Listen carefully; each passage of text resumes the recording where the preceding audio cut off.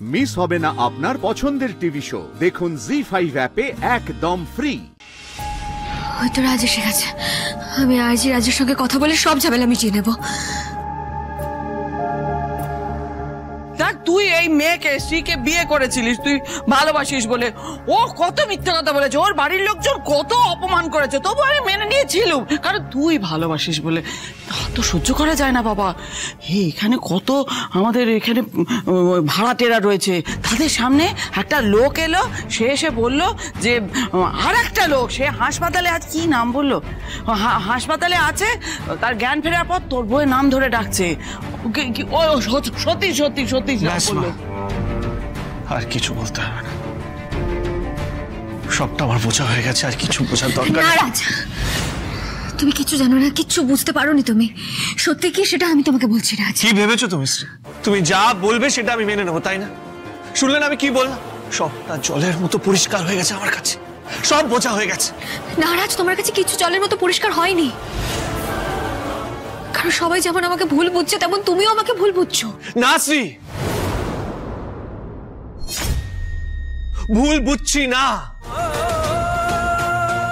হয়তো তুমি অনেক কিছু জানো না। তাহলে শোনো শ্রী, কাল সারা রাত আমি লকআপে ছিলাম, তোমার জন্য অপেক্ষা করছিলাম। আমি তো বাদলকে বলেছিলাম যে দেখিস তোর বৌদি আসবে। ও বারবার বলেছে যে না, বৌদি আসবে না। তখন আমি ওকে বুঝাই যে না, শ্রী আসবে, ও আমাকে খুব ভালোবাসে, আমি ওকে বিশ্বাস করি, ও আমার বিশ্বাস ভাঙবে না। কিন্তু না শ্রী, তুমি এলে না,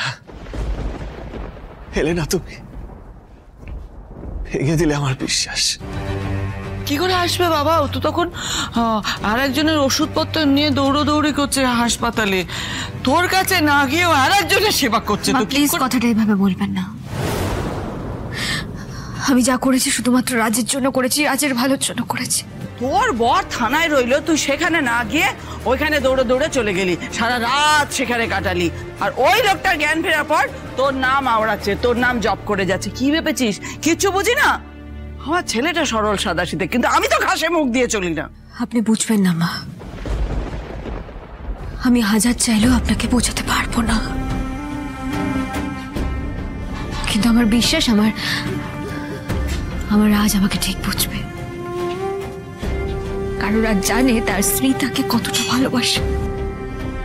তুমি জানো তোমার স্ত্রী যা যা করে শুধুমাত্র তোমার ভালোর জন্য করে। একদম ঠিক বলেছ শ্রী, তুমি যা করো আমার ভালোর জন্য করো। তাই তো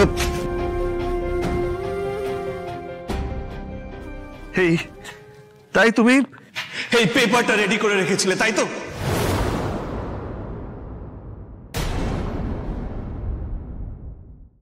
জি5 ডাউনলোড করুন আর সব এপিসোড দেখুন একদম ফ্রি।